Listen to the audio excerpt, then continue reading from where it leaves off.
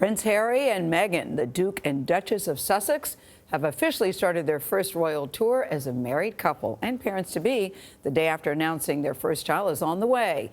They were greeted by well-wishers in Sydney, Australia. They were clearly happy to be there, but there are some Australians who question the need for the monarchy to visit their country. Jonathan Vigliotti is following the royal couple in Sydney. Jonathan, good morning.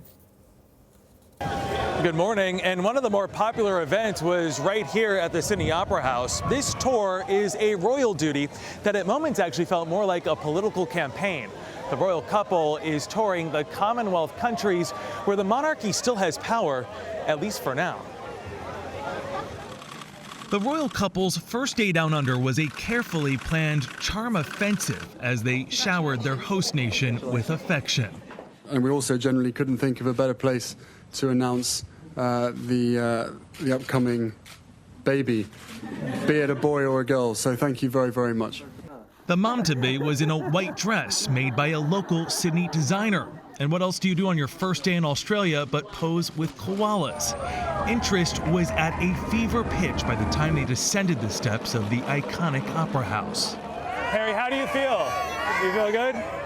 And this is exactly the kind of reception the royal couple was hoping for. You can see Prince Harry there, Meghan right behind me. They both look incredibly relaxed as they greet the thousands of people that have gathered here this morning. In Australia, the Queen serves as head of state, but a recent poll shows a nation divided over whether to split ties and become a republic. They're rock stars. They're the palace's answer to rock stars.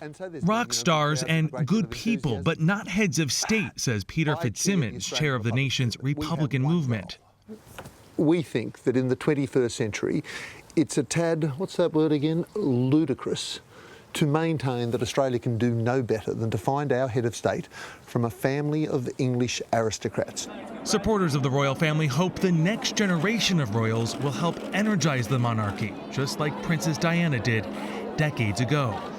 Charles needs to step aside and let the young ones take over. They've got more personality. So you really see the next generation as being vital. Very much so. Very much so. And people we spoke with said they were also incredibly inspired by the royal couple, specifically with all the charity work they do, raising awareness for things like mental illness, and also the Invictus Games, which is being hosted here in Sydney later this week.